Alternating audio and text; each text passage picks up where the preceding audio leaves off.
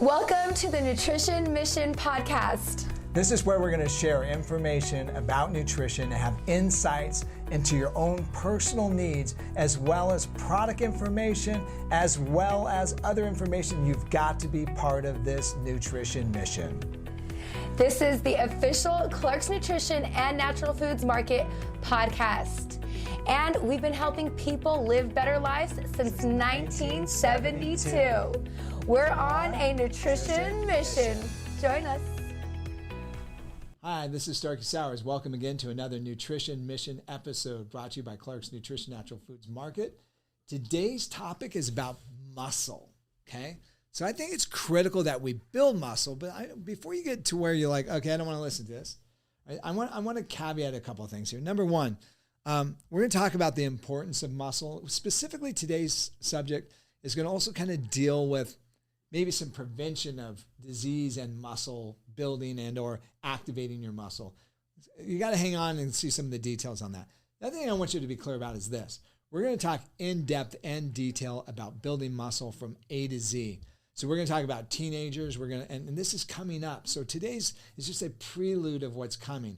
We're going to talk about teenagers that are trying to build muscle, supplementations for that. We're also going to talk about, that age of like maybe 18 to 20, to 30. It's like where we're just trying to bulk up and put on some mass and some size. That's coming up as well.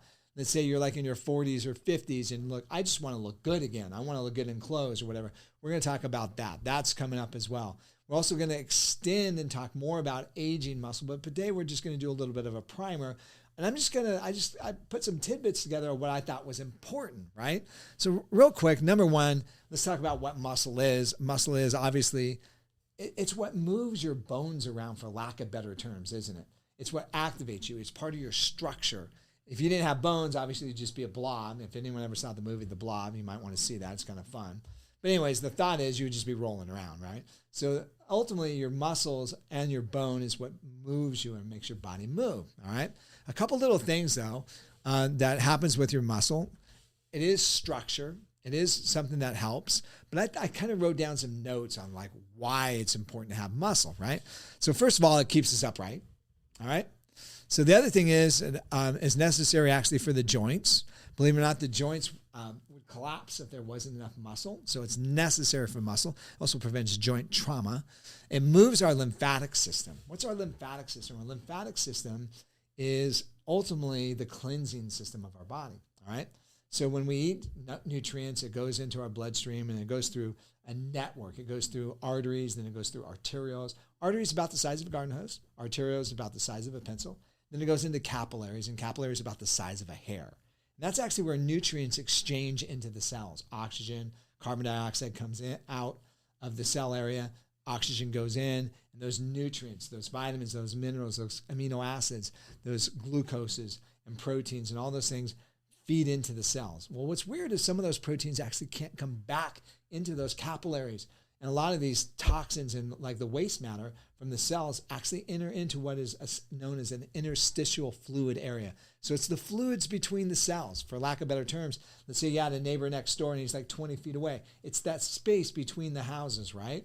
So ultimately there has to be a system that cleanses those fluids, and that's what is known as the lymphatic system. So the lymphatic system, believe it or not, is 2 to 3 times the length of the vascular system. But what's weird about the vascular system, it has the heart, which is a muscle. By the way, that's another reason why you need muscle. So the muscle from the heart actually pumps the blood. By the way, the whole vascular network is a muscle. So another reason why you need muscle. All right, so what happens is that now it's delivering it down into there. But guess what? The lymphatic system, it literally has to be squeezed by the surrounding muscle to have a circulation. So if you're not walking, if you're not exercising, you're not doing this, you're literally not taking the trash out. Okay? So what does that mean? Just go to the grocery store, get a bunch of, let's say you're a carnivore diet, or whatever the case might be, you get some meat, and so get some veggies, come home, chop it all up, and then when you're done, you just take the scraps of the meat and throw it over in the corner on the countertop and then walk away for 3 days, and what do you got? You got maggots, right? Okay, so let's say you're a vegetarian. You go to the grocery store and you get a bunch of food and chop it all up, and then you just take a fruit and throw it over in the corner. You end up with fruit flies, okay? So ultimately you take the trash out, right? So you put it in a trash can, you take it out, somebody comes by and thankfully empties the trash, by the way, takes the trash out. Well, guess what? The garbage disposal and the garbage system, one of the garbage disposal systems in the body is the lymphatic system. If you don't have the lymph doing its thing, guess what? You're not taking out the trash. Muscle moves lymph. It's another reason why you want to have healthy muscle and move muscle. All right. So the other thing it does, it also helps to activate our hormones. All right. So you've heard about thyroid hormones maybe before. Thyroid hormones have a couple different functions. One of the number one functions is it activates the red blood cell to be able to attach oxygen. Oxygen, of course, is necessary for brain function. No glucose, no oxygen, brain's dead, you don't feel good. Low thyroid function, guess what? You don't feel good. So what happens when you activate muscle or move muscle, it actually converts the inactive thyroid hormones into active. Very critical to have, right? So the other thing is this. Every time you get sick, you might have experienced this. You get sick, have a fever, after weeks, you don't feel good. You feel kind of weak, things of that nature. You jump on the scale, you've lost some weight. Guess what you lost? You lost muscle. The deal is the muscle is our second or our backup system for the immune system. When we're under fever situations, the body catabolizes the muscle tissue to basically support the fever.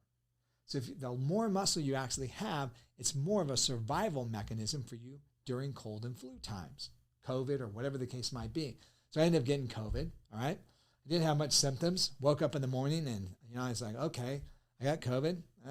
Well, I think I'll go for a run. So I went early in the morning, like 4 in the morning, no neighbors, nobody around. So I went for a run, came back home, felt good, had fever at night.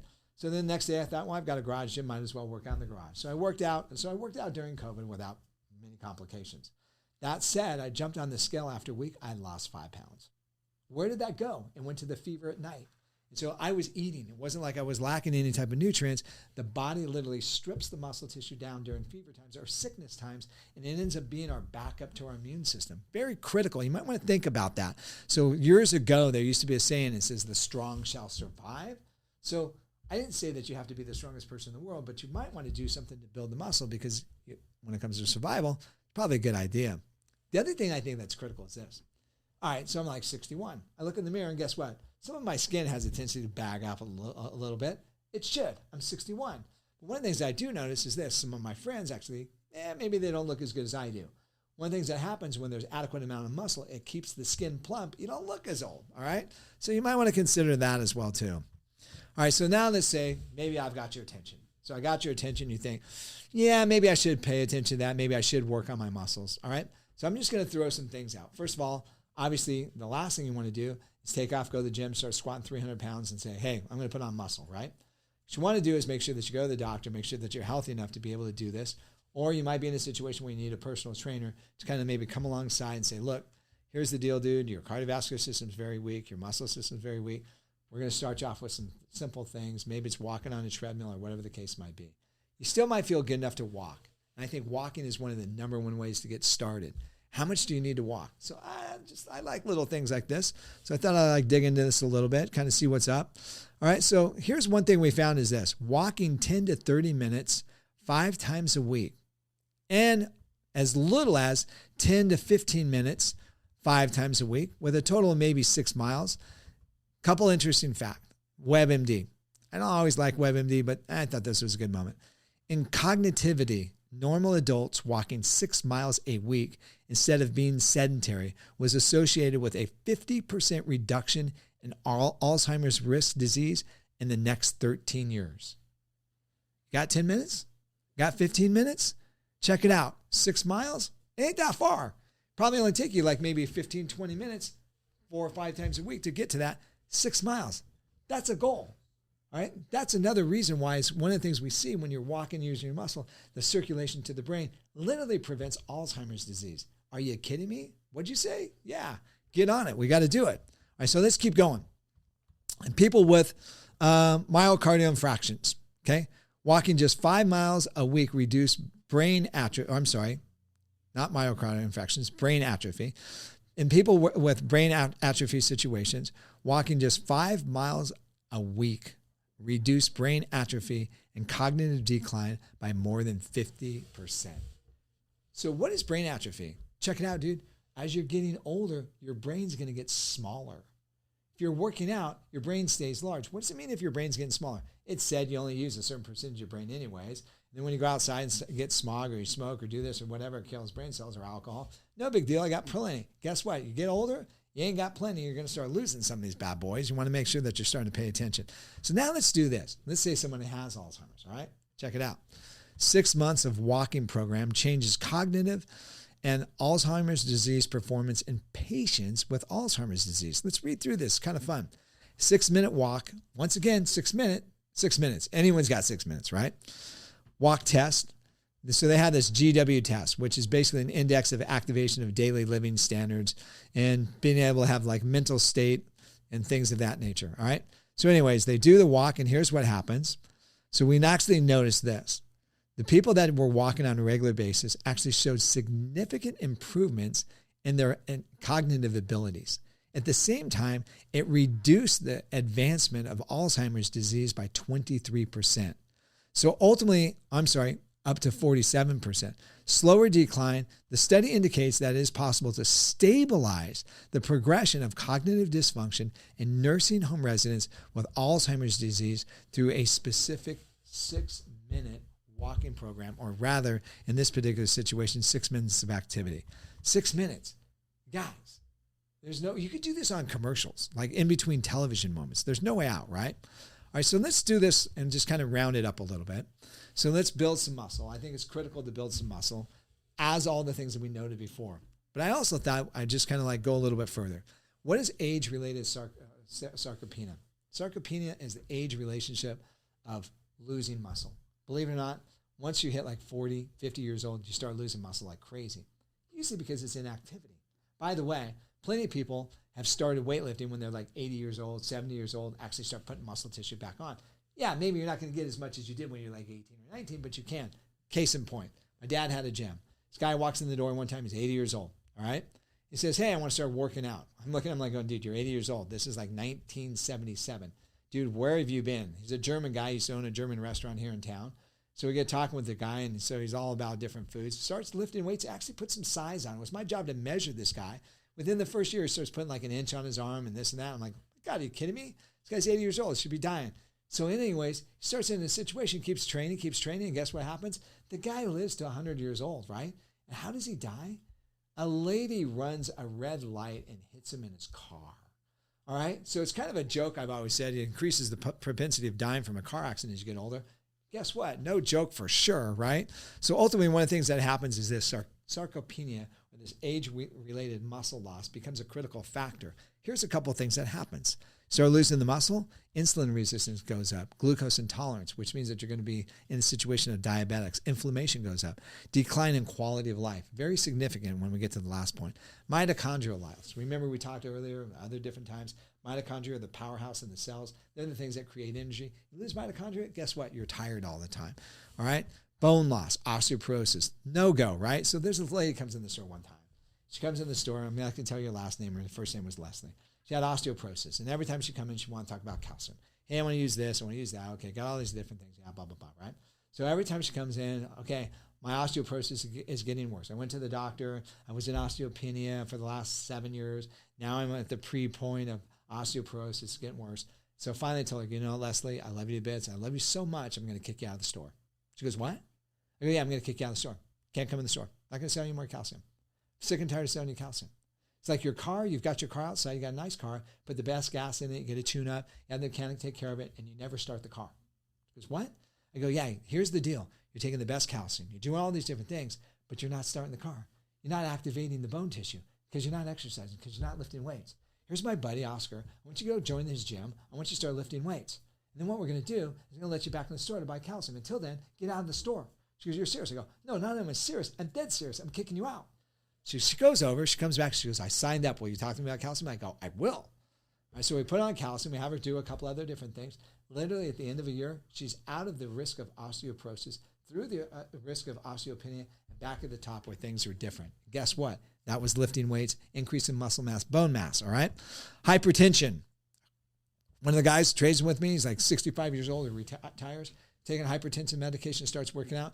Goes to the doctor and he says, doctor, I don't feel good. The doctor says, your blood pressure's gotten extremely low. He goes, what are you doing? He says, working out. He goes, quit working out. He goes, why should I quit working out? My hypertension's going down. Just reduce my medication. Won't do it. So this goes back and forth for a year. Comes back after a year and tells the doctor, I need to reduce my medicine. I don't feel good. He goes, you worked out for a whole year now? He goes, now I'll do it, because most guys work out for a week or two and they tell me they're going to do it. They go out their high blood pressure medication, something happens. Guess what? Bottom line is they end up jacked up. So you committed, I'll do the deal. All right? Body fat reduction, long-term independence. If you're old or getting old, that's kind of cool. It means that you don't have to have anybody take care of you. Let's talk about a basic program to build muscle. Working out in the gym is one of the best things. Water aerobics. I don't care what you're doing. Lift cans. Whatever you can do something that there's some resistance. Progressive resistance means when it gets easier, you either do more reps or you're going to add more weight. Okay? It's best to have a trainer, especially if you're older. Obviously, to stimulate muscle mass, you also need protein. You hit 60 years old, believe it or not, the RDA, the recommended dietary allowance for protein, goes up. It goes from 60 grams a day to 80. Boom, protein. I brought the animal meal. I think that's kind of fun. I like the name, animal meal. Scoop of that a day is like 50 grams, 40 grams of protein. You're probably going to need an extra 30, 40 grams. You're probably going to have to supplement. Guess what? You're probably not going to get it from your diet. Most people don't eat enough protein, especially as they get older. The other thing is essential or branched-chain amino acids before the workout stimulates the muscle to grow, and it activates the compounds in the muscle tissue to be able to synthesize quicker. You might be one of those guys, as you're getting older like me and everybody else, that your testosterone's falling. You might need a testosterone supplement. ZMA, very safe. Basically what it does, take it at night, good for muscles, also kind of great for the prostate, kind of helps to activate the body to release some more testosterone. Finally, creatine. You probably heard all the bad news. Guess what? There really isn't bad news. You dig into it, there's not bad news. The more you dig, there's not bad news. The more you dig, there's not bad news. Here's that said. Small dosage for elderly, like 1 or 2 grams, not 5 or 10 grams. What it does actually helps to activate the muscle, helps to build muscle. I think this would be a great place to start to make it happen. So here's the deal. Use the muscle. Stay healthy longer, stay independent longer. And as I said, later on we're going to talk about how to get big for those that are young, as well as how to stay in shape and things of that nature. Kind of a cool prelude, but here's the deal. You're going to be a lot healthier if you're active and you got some muscle. All right, thanks again for listening. Once again to a nutrition mission here at Clark's Nutrition and Natural Foods Market. Thank you guys for joining us today on our Mission Nutrition podcast, the official Clark's Nutrition and Natural Foods Market podcast. We've got another exciting episode for you next week, so be sure to review, subscribe, follow us, and stay connected. Absolutely, be part of it. We've got so much we're going to share with you. It's going to be an amazing ride. We'll see you next time.